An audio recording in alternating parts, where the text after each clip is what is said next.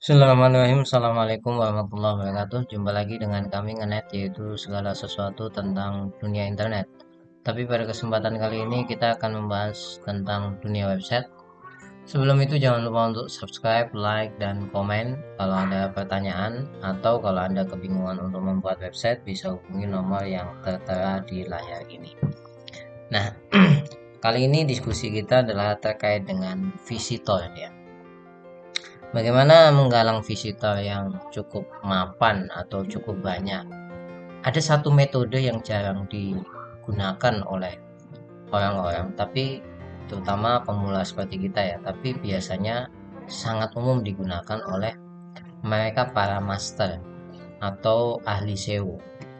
Kalau saya menyebutnya teknik ini adalah teknik pembuatan buku untuk website. Sekali lagi, teknik pembuatan buku untuk website. Jadi metodenya itu bukan Anda membuat website, kemudian update satu-satu di website seperti yang saya lakukan ini. Satu, satu, satu, seperti ini. Tidak model demikian, tapi modelnya sejak awal sudah membuat semacam artikel buku. Yaitu tekniknya ini. Nanti saya sampaikan bagaimana penyajiannya di internet. Tekniknya adalah ketika kita mau membuat website, kita membuat daftar isi seperti membuat buku. Daftar isinya seperti ini. Ini bisa ya. Contohnya ini terkait dengan manajemen keuangan. Ini dibuat seperti ini sampai sebanyak mungkin daftar isi yang Anda punya. Tapi ingat, Anda belum membuat website terlebih dahulu. Jadi sudah punya menu ini. Satu submenu isinya beberapa artikel ya. Konten. Dan pembuatannya mirip seperti buku pokoknya.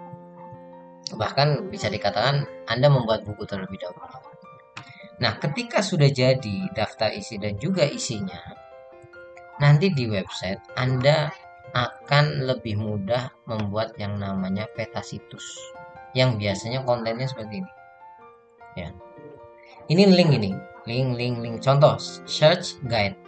Ada basic of search, advanced search, search result page atau biasanya dikenal dengan SERP ya. Setting preference, search feature, service and tool, help center. Ini semuanya ada link. Nah, kalau Anda tidak merancang dari awal yang model seperti ini, Anda tidak akan bisa membuat peta situs seperti ini. Ya. Nah, teknik ini lebih jauh lagi kalau disajikan di website bisa tampil seperti ini. Ini panduan NIM itu sangat terkenal ya. Ini SEO. Dan kalau Anda lihat website ini tidak memiliki iklan, ya tidak memiliki iklan dia. Tapi ketika kita masuk, Anda akan disajikan buku-buku seperti ini. Buku 1, buku 2, buku 3, buku 4, buku 5, buku 6, buku 7, buku 8. Nah, masing-masing konten ini atau buku yang tampil di sini ini kan hanya covernya aja. Tidak betulan buku ini, hanya cover. Ketika kemudian kita klik salah satunya, misalkan belajar WordPress, akan tampil seperti ini. Anda lihat sebelah kanan ada daftar isi nih, pendahuluan, perbandingan WordPress dan Blogger. Kalau kita klik ya, nanti akan muncul seperti ini. Kalau Anda pengen membuat posting baru, belajar tentang membuat posting baru bisa dibuat di sini. Atau membuat video dalam post bisa Anda pelajari di sini. Nah, kelebihan metode seperti ini adalah sekali ada yang masuk ke website Anda, dia akan berkali-kali membaca website Anda. Nah, yang karena gini penasaran, wah apalagi nih menu berikutnya, dan penasaran juga bagaimana harus menyelesaikannya. Maksudnya menyelesaikan bacaan ya, pelajaran di sini. Kelebihan metode ini, visitor Anda akan sangat stabil sekali. Anda lihat ini. Dan jangan ketika membuat ini di awal ya, jangan berpikir visitor terlebih dahulu. Pokoknya selesaikan project Anda sebagai sebuah buku di online. Jangan pikirkan AdSense dan lain sebagainya. Udah pokoknya mikirnya membuat buku itu. Dan kunci daripada kesuksesan membuat website dengan model ini adalah kemahiran dalam memainkan link di website Anda. Nah, ini penting. Kami sudah menyajikan pelajaran itu di konten yang sebelumnya. Itu penting ini. Bagaimana kemudian kalau ada pertanyaan, bagaimana kalau kami websitenya sudah jadi dan ingin membentuk seperti ini? Nah, saya contohkan website saya pribadi. Jadi, kalau misalkan Anda sudah punya website misalkan, tapi saya pengen membentuk seperti itu.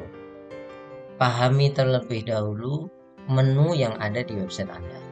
Apa yang ingin dipelajari oleh orang-orang yang berkunjung di Anda. Contoh misalkan, kalau berkaitan dengan pasar modal, itu yang disajikan adalah pendidikan pertama terkait panduan menjadi investor, kedua panduan untuk trading, dan yang ketiga panduan bandarmologi, dan yang keempat adalah panduan eh, memahami saham gorengan. Empat itu. Nah, Anda lihat menu di sini nih. Panduan investasi sudah 100, panduan trading sudah 48, saham gorengan masih 8. Mungkin tambah satu lagi inspirasi tokoh tinggal masih 12. Maka ini harus dilengkapi semuanya dulu. Baru kemudian dibuat menu seperti ini.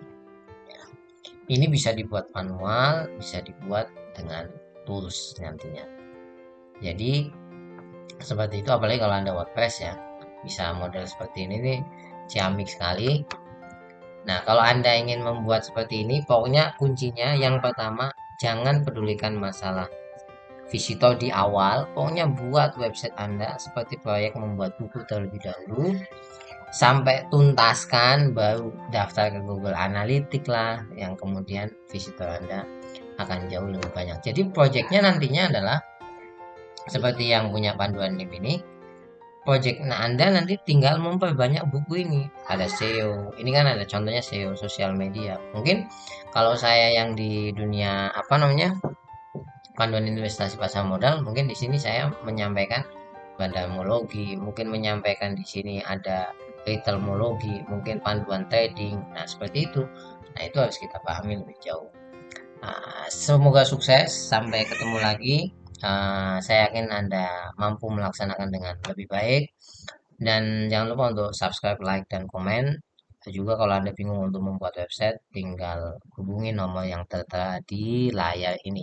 Terima kasih banyak. Assalamualaikum warahmatullahi wabarakatuh.